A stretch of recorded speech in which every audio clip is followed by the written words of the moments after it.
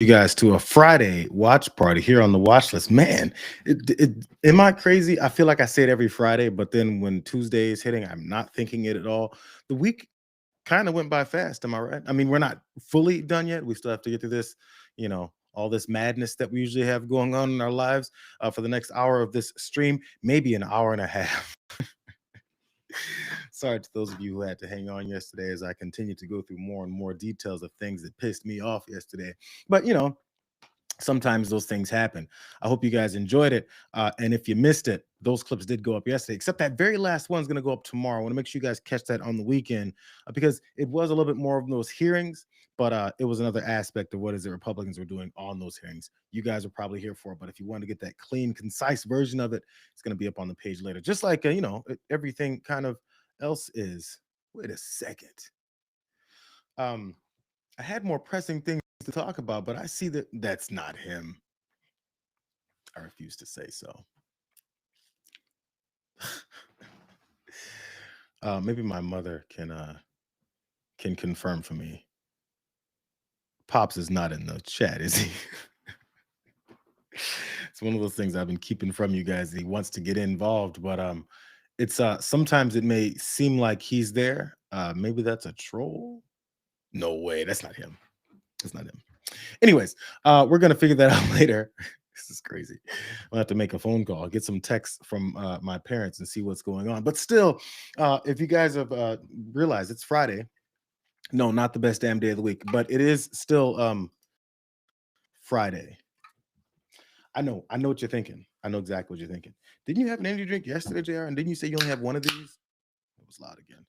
Only on Fridays? My bad, bro. It's one of those weeks. We're going to get launched into these things. Well, I still really want to get an answer to my question. I didn't think it was. Exactly. Let me go ahead and do something. Okay. Oh, shoot. Didn't mean to do that. That's what we need to do. Hold on. Jesus, crazy. All right. Let's get started. That kind of threw me off a little bit. Thank you. Thank you, Mother. Let's jump right into this first thing. It's a bit of a palate cleanser, I suppose. Just a quick moment. I'm not sure if you guys saw this. The president of the United States was overseas on this state visit in the UK. And I was going to get into the details of how folks were protesting against him, how he was shielded for most of the protests, the things that those leaders said that the reasons why they're even meeting with him in the first place. But you know what? All that is all important and stuff. But this is him just reading while he's overseas and embarrassing the entire country in person, different than when he usually just embarrasses us, on his own. Come on, switch over. Why can I get this? Are they trying to keep me from doing this? Hold on, let's do it again. I really want you guys to see this. It's a very random video. It's not that important, but it's fun. Oh my God, are they doing this? Come on, where's that video? Hold on. It's going to work. It's going to work. There it is. Okay, here we go. Watch this. In the finest tradition of British sovereigns, he has given his whole heart, everything he's got, to those parts of Britain that are beyond the realm of mere legislation. It's not easy, but which define its essence and its virtue, its harmony, and its soul. In the finest tradition of Donald Trump, the president of the United States, I think he's like 80 years old, is struggling his way through reading that pre-prepared speech while everyone that he's talking to is like, when's the kid going to sit down? When is the first grader going to sit down? If you practice at home, Tommy, you'll get much better at it. I promise. It's a process. You're not going to get it right away. If you just sound out the words and eventually the flow of the speech will eventually come better. You can even read it as if you're saying it yourself, Johnny. So let's just make sure that he gets home and gets his practice in, because I want you to imagine if any other president of the United States was overseas and was reading off a piece of paper going, and you can legislate and help best, then they'd be clowning them and saying he's an embarrassment to the country and he's completely unqualified for the position. And that's not even the reasons why he's unqualified for the position, you guys. I'm going to get into why he's unqualified for the position. Let's go here and I'll show you.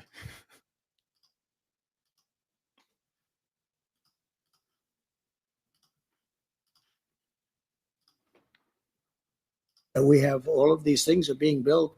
Car companies are moving back. We lost 50%, 54% of we were the automobile capital of the world.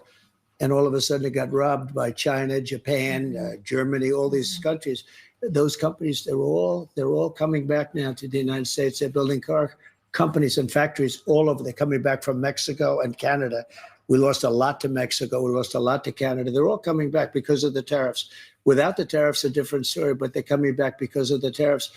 And you're going to see that kick in probably in a year or so. Mm-hmm. So, but we're doing well anyway. Look, we have all. This economy is going to kick in a year or so. I just want to start by highlighting that Donald Trump just lists lies. He just says things. Everything is wonderful. It's on the up and up. And actually, since things are actually not wonderful and on the up and up, let me say that things will kick in a year or so. Flashback to the campaign. Do you guys remember when he said, and when I become president, things are going to kick in a year or so? That is after everything is devastatingly bad with the economy for the first year.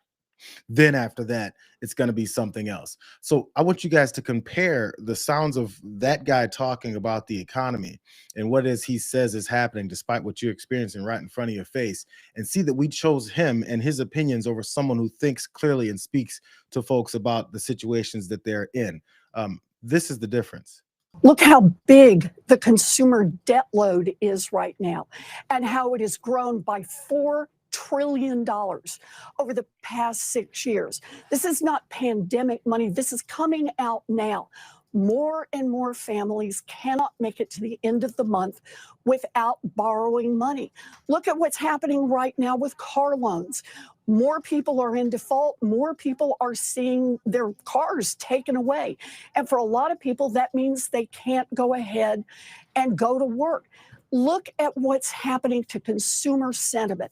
People who do the work every day, not the folks who show up to hobnob with the King of England, but the people on the ground here in America who keep this country running.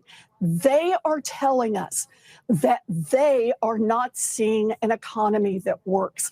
We need an economy that's working for small businesses, working for medium-sized businesses, working for people who do the work of keeping this economy going. It sounds like someone who cares about the economy, who cares about regular people, the Americans that actually make up the driving force of the economy in this country, rather than focusing strictly on billionaires who paid him enough money to get in positions to then influence him to give them more, just handouts to these rich assholes. It's pretty constant. But for some reason, when we hear her speak, it's like, oh, I can't believe she's talking about what it is that would actually help the economy. It's not like she actually knows what she's talking about. It's not like she has a history behind this. They both do. Donald Trump's history behind things economically and business-wise suck. He fails at these things multiple times. He's talked about how he's failed at it. Instead of it's smart that he failed at it and then got bailed out like a chump. For some reason, that's something that in our country we value over someone who's thinking and knows what they're talking about. Someone who cites figures and facts and reality behind their argument, like Senator Elizabeth Warren was just doing there. But on the other side of it, you've got Donald Trump, who wants nothing to do with citing any figures, any facts, and definitely not any polls about the reality of what's happening. He's on Fox News when he's saying this. Before, when do you think that people are going to feel that? Because we do see polling that doesn't poll well in the economy. The recent Fox polling said 52% say the economy is worse under this administration. You've got unemployment at the highest rate in 4 years. Groceries made a big jump in the last term. So how is that? You're looking forward with these plans that you just talked about. When will people feel that, Mr. Well, Trump, when the factories start opening. I mean, right now we're building them. And, Fox polling, I have to tell you, I've told you before, it's the worst polling I've ever had. It's always, during the election, they had me winning by a little bit, not by a massive amount. And Fox polling, I've told Rupert Murdoch, go get yourself a new pollster because he stinks. And this is for years now. But I will say that before. his answer to a poll that talks about people's reality of how their economy looks right in front of them is Rupert Murdoch needs new polls. Do we see the pattern? This guy has always been talking about it. During COVID, it's let's just stop testing and the numbers will get better. He ignores the issue and just says, let's stop evaluating, let's stop looking at it, let's stop measuring the results of my actions. He did it with the jobs numbers. He got rid of the commissioner of the Bureau of Labor Statistics because job numbers kept sucking. And this is the crazy part. Representative Ted Lieu pointed this out. It's the crazy part is after firing the commissioner of BLS, it's weird. The next month, those numbers still sucked. And the revision numbers that he said they all screwed up before because they have a new person in place, they sucked even worse. So again, as I've been saying, I think for this whole week, I've been trying to emphasize it more. He's a liar. He's been a liar his whole life. So when he says something, let's not start believing it now because everything that he's already said hasn't come to reality. Here's some more reality that he's trying to deny. I want you guys to see the difference between what he's saying versus what the reality is. All right, new this morning, new data showing the credit scores are falling at the fastest pace in the U.S. since the Great Recession, as Americans struggle to keep up with the rising cost of living. It's more evidence that some Americans, that are hurting because of the high cost of living and because of the return of student loans. So FICO had found that credit scores on average, they increased every single year between 2013 and last year when they dipped. And today, FICO says there's an even bigger drop this year. As you mentioned, the biggest since 2009 during the Great Recession. Credit scores, they're still pretty high, moving in the wrong direction, in part because more and more Americans are falling behind on their bills. FICO says that delinquency rates are at or near the highest level since 2009 on car loans, credit cards, and also on personal loans as well. And Gen Z, they're under even more pressure. FICO says that credit scores for Gen Z down by the most of any age group since 2020. And part of that problem, of course, is student debt, right? Starting in February, they started to report delinquencies on student loans for the first time since COVID. And FICO has found that a record high 29% of people who have student debt have been reported as delinquent. Only 62% have actually made a recent payment.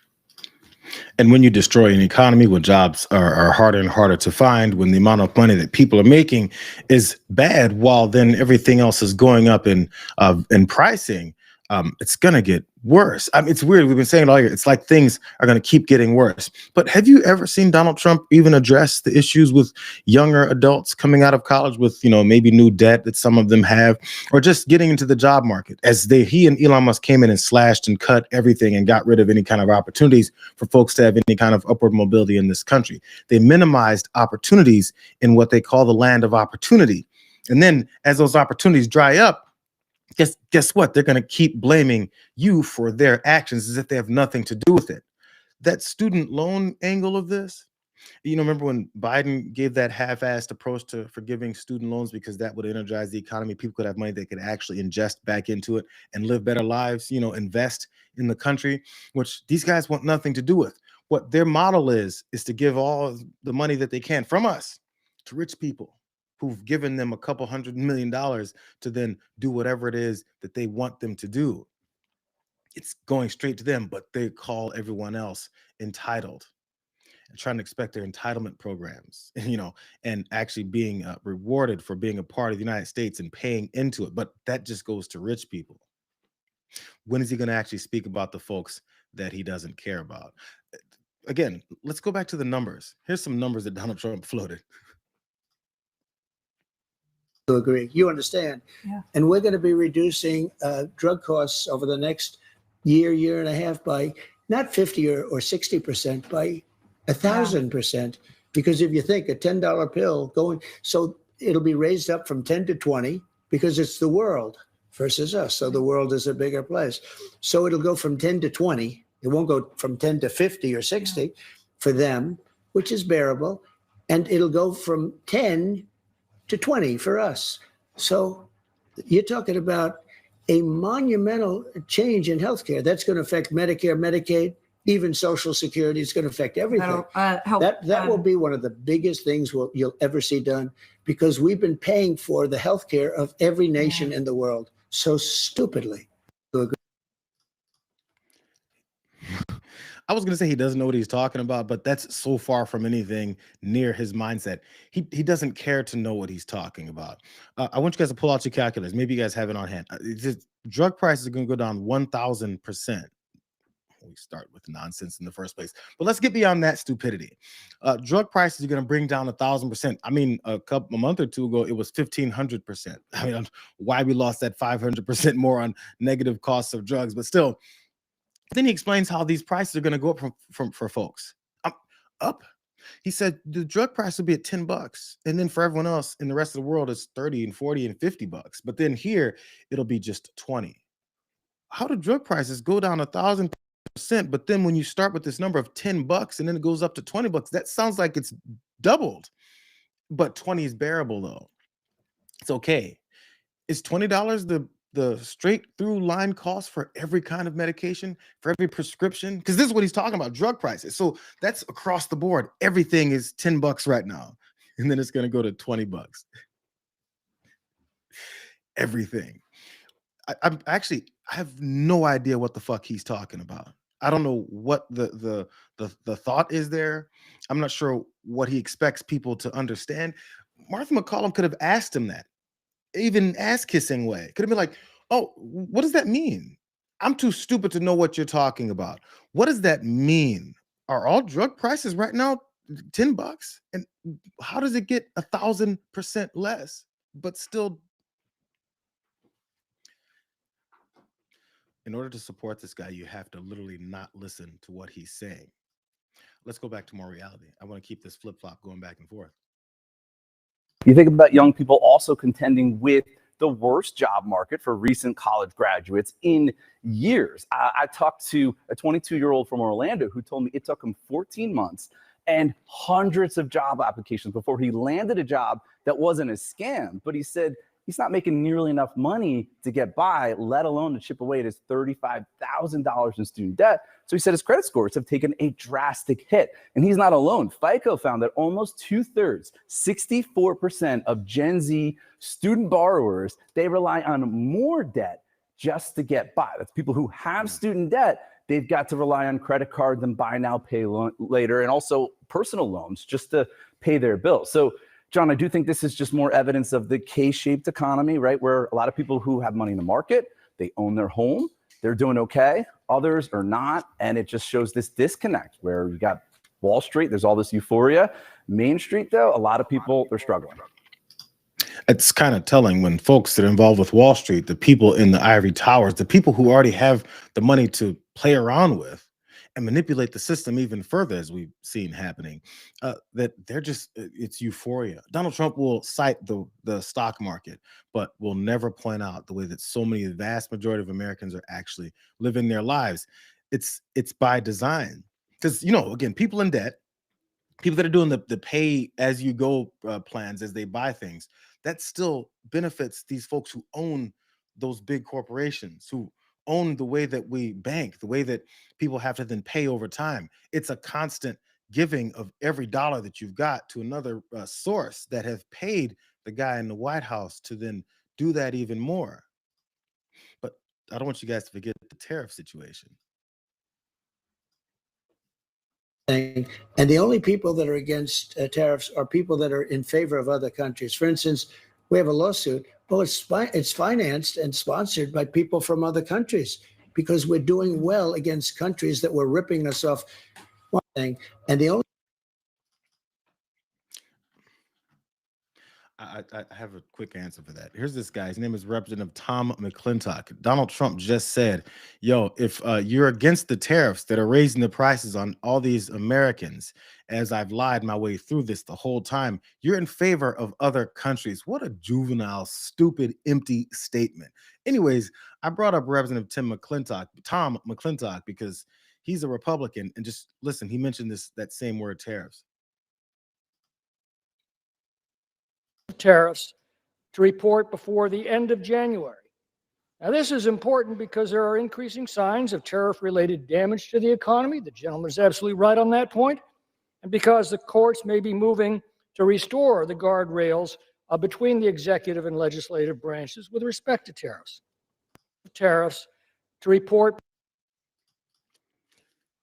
They don't have any power for to control the tariff policy because they keep giving it away to Donald Trump. But it's weird.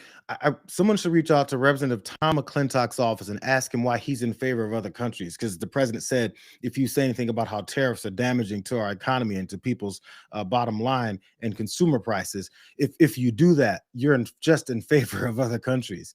What a baby thing to say. What a ridiculous thing to say. Doesn't he? Again, the next question should always be, oh, really? How does that work? Why are they in favor of other countries? How is it that they're in favor of other countries? And then when he says, we've been paying billions and billions of dollars, said, like, can you cite some evidence of that? We don't ask for it. Here's some evidence of the opposite. Here's a small business owner. It's weird. It's like she's in favor of another country. Elizabeth Sieber, owner of Omoy Life Goods in Old City, shared her concerns. It has been full of uncertainty and delayed shipments. We specialize in international imported goods from around the world, and we have no idea when products may arrive. I don't know what they're going to cost when they get here or if I'll receive a follow-up tariff bill. For now, she's relying on the quality of the products that she's offering and her customers understanding that fact and the reality of the economy right now. Make sure we're still offering quality goods that even if you spend a little bit more, you will be satisfied with your purchase. Elizabeth Sieber. It's not a system that can continue on this way. She's just hoping enough of her customers will understand they're gonna have to pay more money because she's getting hit with tariffs. Like it's an age-old story. I'm sorry, not age-old, just as old as this administration coming into power and saying that the opposite of what's happening would happen. But as he said, it's gonna kick in about a year or so. Here's the last piece of this stupid guy. It's not even from that same interview with Martha McCallum on Fox News. It's him talking about the bad numbers, you know, the proof and the evidence that he keeps dismissing. Here's his excuse. Get the criminals out of our country, and that's the basis under which we won the election. Core GDP, and this is, you know, you probably saw some numbers today, and I have to start off by saying that's Biden. That's not Trump, because we came in on January, this is quarterly numbers, and we came in and I was very against everything that Biden was doing in terms of the economy, destroying our country. And so get the criminals out. This is Biden's economy. Man, Biden must be in his the extra year of his term in office, because for some reason this entire year of his economy that he says is booming. He keeps saying we're in the middle of the golden age. We're the hottest country on earth.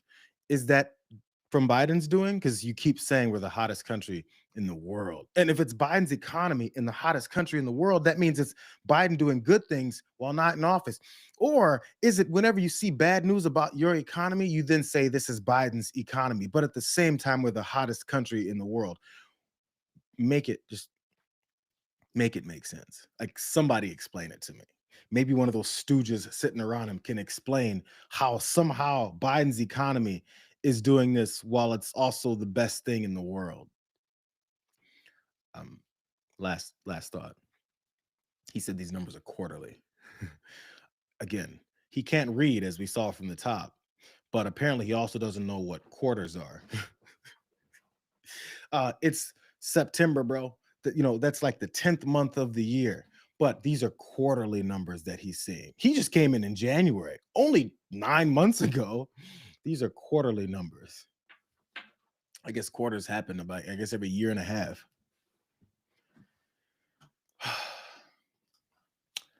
I just wanted to remind you guys of why you see the issues that you're seeing. It's because we're following that dummy right there. Let's move on to something else. Since he's attacked our economy and is playing in our face with it, I want to see some of the fallout that's coming from his attack on our First Amendment. I probably can't play this when I post this up later, so check it out closely. Stephen Colbert, since Donald Trump went after Jimmy Kimmel the other day, to be a part of his fascist censorship of any kind of opposition or just people speaking out on something he doesn't like them speaking out about. Since that all went down, some folks are in a bit of an uproar, but I want to start with the response that Stephen Colbert's show had to it. It was fun. After threats issued by President Donald Trump's FCC chair Brendan Carr, Jimmy Kimmel's show has been indefinitely suspended by ABC and its parent company, Walt Disney. Listen up. In light of Jimmy Kimmel's suspension, ABC's parent company, the Walt Disney Corporation, has a little message for all the employees. Shut your trap. Shut your trap. We're warning you to cut the crap. Our dear leader's skin is thinner than a sheet of plastic wrap. Mom's the word, have you heard? Kissing us is what's preferred. Don't insult our great dictator, or he'll hit you with this turd. The rule at ABC, don't make fun of Donny T, and don't point out that his neck is mostly flat. So don't you make a scene or mention Jeff Epstein, or your show will be scrapped. Shut your trap. Shut up. It's weird how when you stick your neck out further with the flaps on it and point out how thin-skinned you really are and how sad of a human being you are because you can't take someone talking about your disaster, your hypocrisy, but then do it in a joke form, that then you have to move on to try and silence them. It's almost like if you do that, more and more people will start pointing out just how weak you really are. It's like it would backfire or something. Here's this generally a conservative talker from Dave Portnoy's Barstool Sports. Listen to this. I always do the left or no. Right now, in 2025, at 10:06 on September 18th, the extreme right are the biggest group of pussies that has ever existed in America. A bunch of because people with green hair at Starbucks, and because once in a while a fucking guy swam against girls, you fucking pussies have broken in half, led by the duo of Donald Trump and Consequence Culture Portnoy, who is just waving his arms at the right to like him again after the thing last week where he said it was Trump's fault, privately and publicly, that Charlie Kirk died. Now he's like, I got to get them back. I got to get them back. I got to get them back.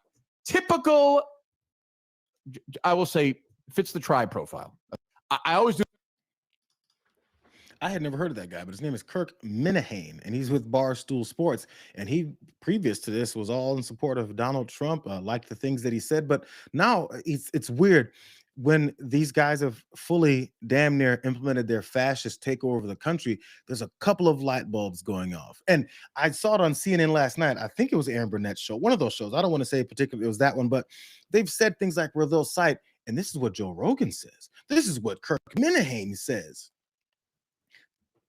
The fact that we decided to go ahead and start following behind folks who were easily fooled by the lies that Donald Trump told is one of the reasons also why we should stop listening to them as well. I'm glad he's speaking out and finally seeing some of the realization of what's happening, but it's kind of too late now. I mean, suddenly now he sees the problem with them directing you to then think about the one trans woman that's in all of sports in the country, while he picks your pocket. So while he's picking your pocket and then now taking people's First Amendment rights away, because once they see Jimmy Kimmel, who's not a black person, a Latino person, a woman, Asian person, indigenous folks getting their rights taken away, they're like, wait a second, hold on. I think he can come after white guys too. It's almost like he's a fascist, and it really doesn't matter. But in order to get you on his side long enough, he directed you towards the people that he told you to hate. Here's some answering questions about some of that criticism. Really said that there was no such thing as hate speech. He obviously, no one anticipated what happened to Charlie, but you have always been in favor of free speech. Yeah, so do you that's true. have concerns about, some people look at this and your critics will say, well, this crackdown is a crackdown on free speech? It's interesting. I watch your show and I watch others, and I see people saying things. They're crazy. These people are crazed lunatics, even the way they'll answer. It's like you'll see them, and the things they say are really bad, but they look crazy. They're almost crazed. Maybe they're drugged out. Maybe there's some other problem. But the kind of things you hear, actually, you probably don't put most of them on. The kind of things you hear are so unbelievable. You wouldn't think, you're a very regular person. I am too. I'm a regular person. Who would make the statements that they make? The question was, what do you have to say to your critics who say this is a crackdown on free speech? They're crazy people. They're lunatics. All you see the crazy things that they say. I can't believe it. What kind of people are these? You're a regular person, Martha. I'm a regular person too. And these people must not be regular people. Can you believe the things that they would say? Maybe they're drugged out. Answer the fucking question. He won't answer the question because the answer is, yeah, this is a crackdown on people's free speech, and I'm coming for more of it. Just look at all of my posts. Look at the posts from my FCC chair that did this whole thing in my name. I don't know.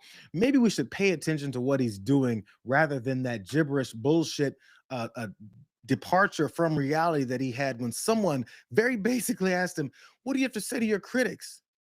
He can't even say what he'd say to his critics about having a crackdown on people's free speech. You know who else free speech he went after before he went after Jimmy Kimmel's? Again, this is not about Jimmy Kimmel and trying to support his show. I never watched Jimmy Kimmel. I don't watch late night talk shows. That's just not something I do. It's fine. They can be on. I don't really care. But this is an indication of what it is that he's about. And we saw that indication when he was talking to this Australian reporter the other day. I played this too. Watch. Regarded to be the wealthiest man who's ever occupied the White House. How much wealthier are you now than when you returned to the White House? Well, I don't know the deals I made for the most part, other than what my kids are doing. They're running my business. But most of the deals that I made were made before. And that's what I've done for life. I built buildings, like I'm building a building here. You know where I built? You know what? Do you see that area? Yeah. That is going to be the greatest ballroom anywhere in the world. And for 150, so it gives me pleasure to do it for the country. And I'm paying for it. I'm paying for it.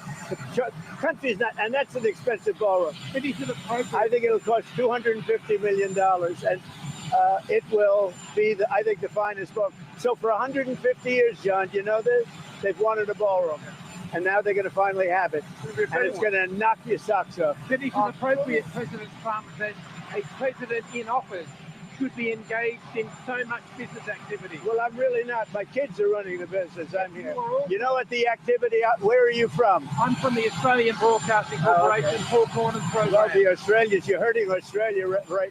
In my opinion, you are hurting Australia very much right now.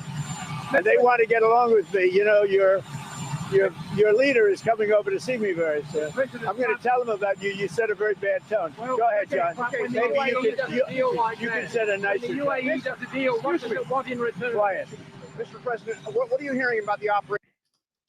When asked about his building of wealth off the backs of Americans while he's in office from that reporter from Australia, he said, where are you from? You asked one too many follow-up questions to cut through all of my lies. It didn't start with Jimmy Kimmel. It didn't start with this guy. This guy's been preaching about how he's going to suspend people's free speech for anyone that he doesn't like or that harms his lies. That was one of those people that was harming his lies. And for some reason, he can tell this guy, yo, I'm going to tell the leaders of Australia that you're setting a bad tone. Man, these guys are weak. Remember, the guys who walk around talking about how they're tough guy MAGAs, they follow this little baby bitch. That's who they follow. So this is what happened to that Australian reporter after he threatened him with telling on, like, I'm a tattletale on you with your leaders. Like I said, Donald Trump was over in UK for that state dinner. Australia's state broadcaster has been barred from attending Donald Trump's press conference in the UK this week after the president clashed with their journalist. The Australian Broadcasting Corporation's London Bureau was initially cleared to attend Mr. Trump's and British Prime Minister Keir Starmer's joint press conference on Thursday, but officials later withdrew the broadcaster's accreditation. The broadcaster said Downing Street Media withdrew that, citing logistical reasons. The ABC London's bureau is still accredited to attend Chequers. However, Downing Street Media has said it no longer has a spot at the joint press conference due to logistical reasons. That's what a spokesperson from the Australian Broadcasting Corporation was telling The Guardian for this particular article. So you get asked about all the money making you're doing and you threaten a reporter and then have it carried out for when you go on your international trip. It's like he didn't want to answer the question because the answer to the question is damaging. Just finish putting that together. Here's more from this barring. Justin Stevens, the new director for ABC, again over in Australia, said Lyons had the broadcaster's full support and editor's job to ask questions. John Lyons, a highly awarded journalist and one of the most experienced and respected reporters in Australia, is what he then called him. John Lyons is the guy that Donald Trump then threatened and I guess carried out his threat against. But unlike what, our broadcasters are apparently starting to do here, at least this happened. Australian politicians backed up Lyons and urged Prime Minister Anthony Albanese to stand up to Trump. The Greens Senator Sarah Hanson-Young said Mr. Trump was trying to bully the media and Australia. Independent Senator David Pocock said for stronger defenses of press freedom. He called for them, I'm sorry. That doesn't include the leader of another country thinking he can report journals to our PM for asking hard questions, what he then posted on X. There's a couple principles that other countries still have when this guy starts trying to lean on it and bully them and talk about what it is they can and can't do. And as we pointed out yesterday, since he's started this onslaught on people's First Amendment rights and has gone after a bigger name as far as Jimmy Kimmel on ABC, and then they fell for it. It's not like they fell for it. They were a part of it because they wanted to kowtow to his dictatorship. Like we said before, he has to take it another step further. This is what he said on Air Force One. That's something that should be talked about for licensing too. When you have a network and you have evening shows and all they do is hit Trump, that's all they do. If you go back, I guess they haven't had a conservative on in years or something, somebody said. But when you go back and you take a look, all they do is hit Trump. They're licensed. They're not allowed to do that. They're an arm of the Democrat Party. Thank you, everybody. All they do is hit Trump, and they're not allowed to do that. Does that sound like the First Amendment to you? Again, there's people that were trying to defend this yesterday. Try and defend it the next day then, after he then takes it another step further. The goalposts consistently move. So you can't do that because I'm a little baby. He's a fascist little baby who can't take criticism for the things that he's actually literally doing wrong because he doesn't want accountability. He's never had that in his life. He's never had to live with the consequences of his actions. You know why? I pointed out again, the leadership in Australia backed up that journalist, even though that them over in the UK blocked them from being at that event. Who cares? Donald Trump was embarrassing himself anyway. But also the politicians here are the ones who are too cowardly to do or say anything as well. John Thune is one of the leaders in the Republican Party, a senator. Check out the weakness. Should the FCC be encouraging stations to take down shows that the administration disagrees with? Well, my preference would always be let the companies make economic market decisions. And, obviously, if they've got shows that are losing money and that don't have an audience, I think they'll come to that conclusion. Do you think it's appropriate for Brendan Carr to threaten the companies if they didn't take action? Thank you, guys. If you couldn't fully tell about that second question that made John Thune, powerful Republican leader, Senate leader, run away, was when they asked, should he, Donald Trump and his regime, continue to silence people? Well, I mean, if the company wants to make that decision, that's not what happened, bro. And then he runs away. Similar to how Bill Cassidy ran away when he was faced with his support of this president, as he acted like he's not. It's pretty constant. This is the weakness on display. As I keep saying, we only get this type of authoritarian regime is if we give that power away. Every time someone is pushed back, he folds because he has no leg to stand on if we allow our laws and our norms to stay in place. But if he keeps pressing them and changing them, now you've got more propaganda. Look at Kayleigh McEnany. Look at Kayleigh McEnany. We were just talking about the First Amendment, and remember how ironclad the First Amendment used to be. And now, as he's whittling away at it, listen to what she thinks about how dismissive it is. It's just a shame, and he should know better as a grown man in show business. People are acting like, you know, he's just some homeless guy screaming things on the corner. This guy is at ABC. When's the last time ABC tolerated much, let alone this?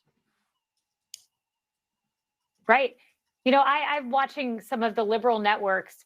I've never heard them care about the Constitution so much. Their First Amendment, First Amendment. This has nothing to do with the First Amendment. This has to do with the business decision, as you noted. And for all the concern about the First Amendment, I mean, they're apoplectic, Jesse. What about all the amendments that Charlie Kirk lost? Because Charlie Kirk has no amendments right now, none. And the outrage I see over Jimmy Kimmel, I wish I would have seen that for the death of a father and a husband who should still be here. Yeah, they got their priorities all. That's weak as hell. All they're doing is proving the point that so many people are saying. You're literally using that shooting from last week to piggyback and enhance this authoritarian regime. You know who doesn't have any amendments left? Is Charlie Kirk. How about all those people that died of COVID?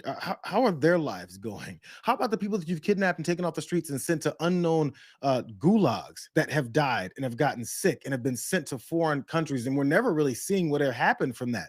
We're not even focusing on that anymore. But you see the way that she downplayed the First Amendment? They keep talking about First Amendment, free speech, as if it doesn't mean anything. Do you see how fascism takes hold? That's what normalization of this type of stuff gives you.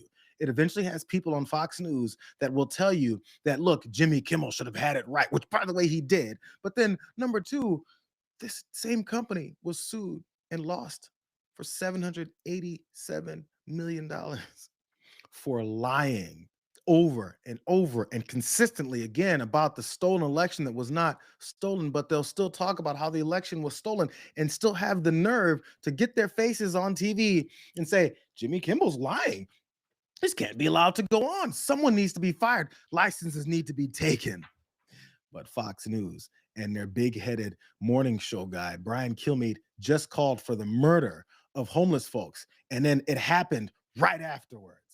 And that asshole went on TV last night and still talked about this same story to bash Jimmy Kimmel as his president continues to try and overrun people's rights.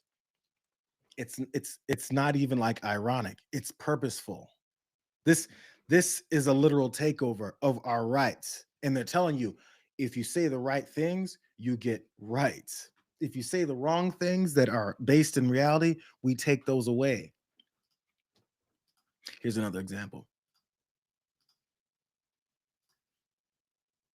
Mr. President, you said earlier this week that the women who yelled at you, who were protesting when you were at Joe's Stone Crab, should be in jail. Do you actually think that that is an offense that deserves jail time? I don't know how they got in there, but certainly I thought it was very inappropriate. And they said things that were and it was a question of when you take a look at the way they acted, the way they behaved.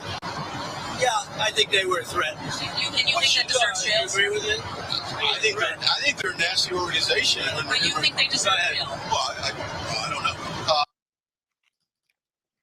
3 or 4 code pink ladies yelled at Donald Trump in a restaurant as he was going to his photo op. He says they were a threat.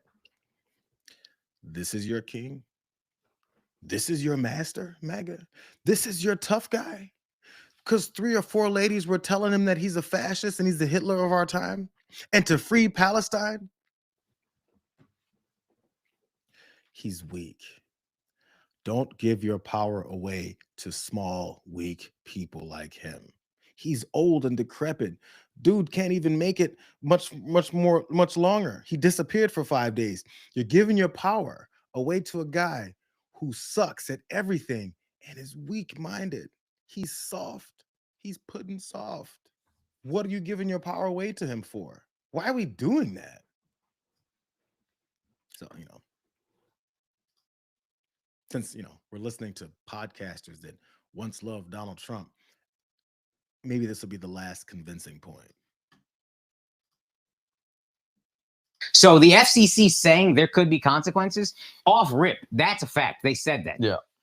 You can't do it. Yeah, I don't like that. That's a big attack. And if you are a staunch Trump guy, you should be upset about this. Yeah. And it's okay to be wrong. I was charmed by him when he had him on the podcast. Even if I didn't vote for him, I liked him. Okay, it seems the motherfucker lied about everything, and that's what it is. We'll eat our crow or whatever, but also if you're a staunch Trump guy, I think you should really look at, this guy said in the inauguration, I'm going to pass an executive order to ban government, to end government censorship and make speech free again, or whatever it was that he said. Mm-hmm. You said that in your inauguration. Mm-hmm. What happened? So what happened? If you have to tell your audience of bros that it's okay, we have to eat our crow, it's okay to be wrong, I think that's a big spotlight on a big problem, the way that we think in this country. If you've already said and positioned yourself as have a particular point about someone, especially politically, as far as a president goes, you have to stick with that. He has to give his audience permission. He said, it's okay, you guys, to be wrong. It's okay to admit that we were wrong. That has to be seen as something you're willing to give, so that you won't continue to have your lives screwed up by a guy who's running roughshod over rights, our economy, our housing, our healthcare, our social safety nets, all of it, while he's sitting military in the streets on people. You have to, all of that's happening in front of you, and you go, well, if I push back, I have to admit that I was wrong. And, oh my God, I can't do that. American pride is what's going to get us. Because now they follow behind an idiot who has empty, prideful, boastful sentences that he throws out every time he speaks, and none of them are based in any kind of reality. But we'll follow him, so we won't have to say, you know what? That's wrong. My bad. That's why you should teach your kids to be able to accept responsibility for their actions. And then maybe afterwards they'll say, you know what? I was wrong about that. Let me fix it. So I wonder what those guys are going to do next. I don't watch any of those shows, those podcasts. I wonder if next week they're still going to, anytime Donald Trump's name comes up, if they're going to go, yeah, this guy is a fascist. We just talked about it last week. Or they're going to go straight back to, oh, it was fun. I mean, it was just a random old week, and he's no longer what it is that we know he is. Last story. Let's knock this out. I know it's a Friday. Let's get out of here soon. Let's go to this final story here. Since we're talking about first our troubled economy, then the censorship problem. But it goes even further, because that control that this regime wants over more and more people is definitely controlling our systems, our judicial system. I wonder at what point we're finally going to realize that these guys are fascists. John Carl at ABC was talking about his latest move. He's now using the power of the federal government, making a new move against the New York Attorney General who prosecuted him, Letitia James. George, this is a major escalation of the president's effort to get retribution against his political rivals. ABC News has learned that President Trump is expected to fire a top federal prosecutor for failing to file criminal charges against Letitia James, somebody who is obviously very high on the president's enemies list. The prosecutor is Eric Siebert. He is the U.S. attorney for the Eastern District of Virginia, arguably the most important U.S. attorney's office in the country, responsible for the bulk of counterterrorism and espionage cases. And his office has been investigating James for 5 months on allegations of mortgage fraud that have been brought by the administration. He found no evidence to go forward with the prosecution, declined to do so, and now we are told that he will be fired. ABC News has learned that the president intends to put somebody else in the U.S. Attorney's office who will more aggressively prosecute the New York Attorney General. And also the president now going to the Supreme Court with his effort to fire Federal Reserve Board member Lisa Cook. Yeah, the Federal Reserve Board, long considered independent. He has tried to fire Lisa Cook 2 separate federal courts have said he does not have the power to do that. Now he's going to the Supreme Court. This is be a major test of presidential power. Yeah, and the president and his team are raising this issue of mortgage fraud, but of course, several members of his own administration have also faced similar questions. No prosecution of them. John Carl, thanks very much. Rebecca. We'll get back to the Lisa Cook part because there's a couple of layers to this. First of all, as you guys maybe heard, Jonathan Carl was talking about how Donald Trump is going to fire a U.S. Attorney, Eric Siebert, because he didn't find anything worth prosecuting Letitia James. There's one of his number one targets for political retribution because there wasn't enough evidence. So somebody tell me how it's not fascist to then go and fire the U.S. attorney that he appointed because he's not carrying out his empty political retribution. Because it's literally open and shut. It's exactly what it is. And it's been planned for a while. Look at this sorry sumbitch talking about it right around the time that he was getting elected. Let me just say this to Big Tish James, the New York Attorney General. I dare you. I dare you to try to continue your lawfare against President Trump in his second term. Because listen here, sweetheart, we're not messing around this time, and we will put your fat ass in prison for conspiracy against rights, and I promise you that. So think long and hard before you want to violate President Trump's constitutional rights or any other American's constitutional rights. It's not going to happen again. We've been warning people on the show, Mike. This isn't the same Trump administration. Stop messing around. Don't rig elections. Don't illegally vote. Don't try the funny business because we know the team this time and they are not effing around. In case you guys couldn't recognize, that's Trump attorney and was going to be one of the leading candidates to be attorney general, Mike Davis, right around the time that he was getting elected. And you probably can't recognize him because his head is so far up Donald Trump's ass as he's making all these threats like he's a tough guy. Look at his face. It's another weak son of a bitch. It's another weak guy who threatens people because he's got nothing else there. And when those threats come up empty, like they just did since they sicked a U.S. attorney on Letitia James because she doesn't give a damn about these threats, then they have to then go and attack the next person and the next person and the next person. Mike Davis is a bitch. That's why he came around talking all that. Oh, Big Tish James. You'd get your ass kicked if you actually say something to somebody's face in the streets about that. But he can talk on Benny Johnson's show about how tough and big and bad he is. This is why they're so afraid of Letitia James, because she doesn't give a damn either. This is what she said at the time. And lastly, I congratulate the President-elect Donald Trump. And if possible, we will work with his administration. But we will not compromise our values or our integrity or our principles. We did not expect this result, but we are prepared to respond to this result.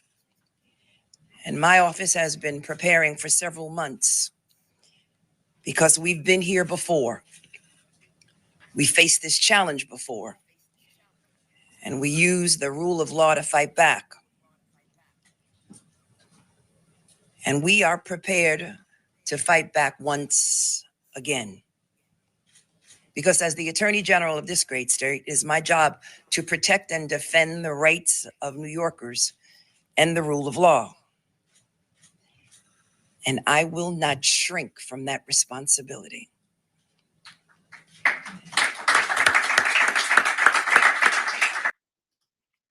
Isn't it weird that it's offensive for a fascist president to be upset at the New York Attorney General talking about she's going to continue to stand for the rule of law and protect the people of the state, doing her job?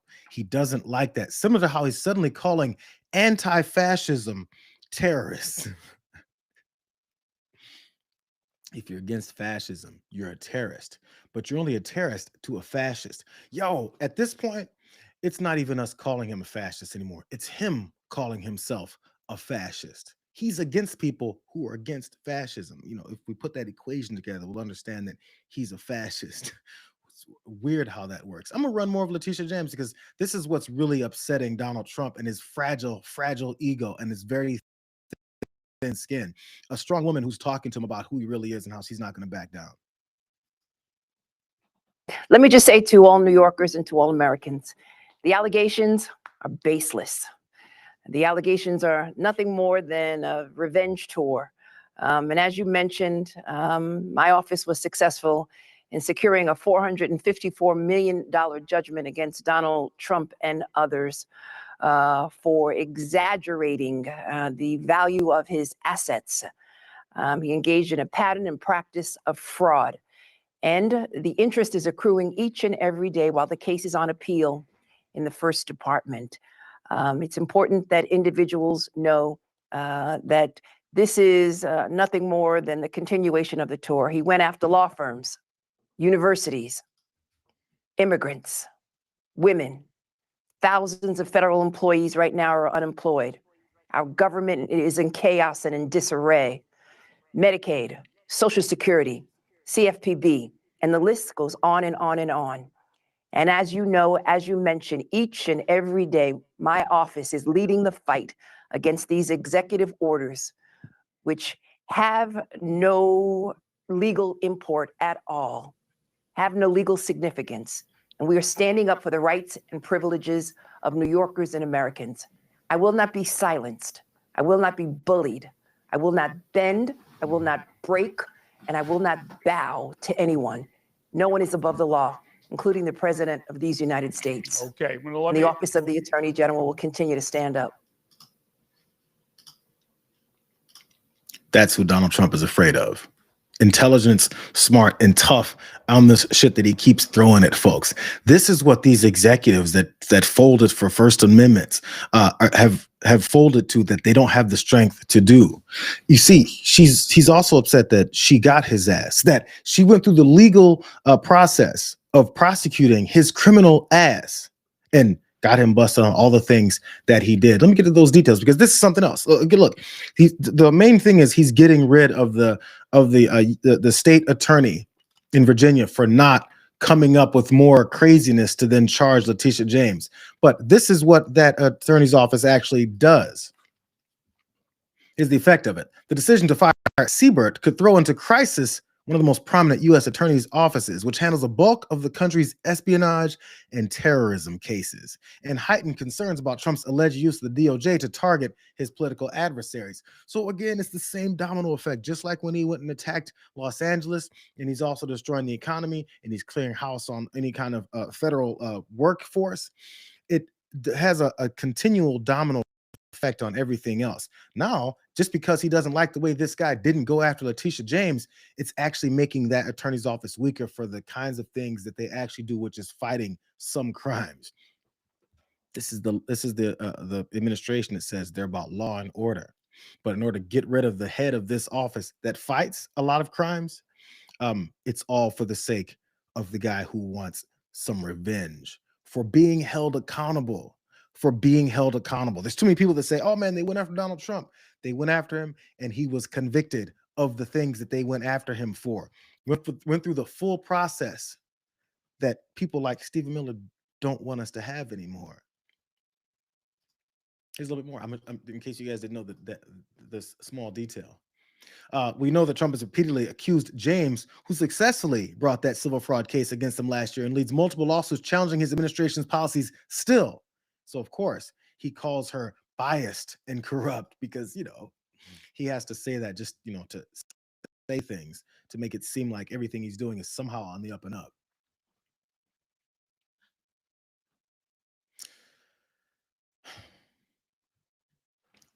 Should I play one more video, Letitia? Let's go for this. Is what Fox News was also saying during the time when they first started going after Letitia James.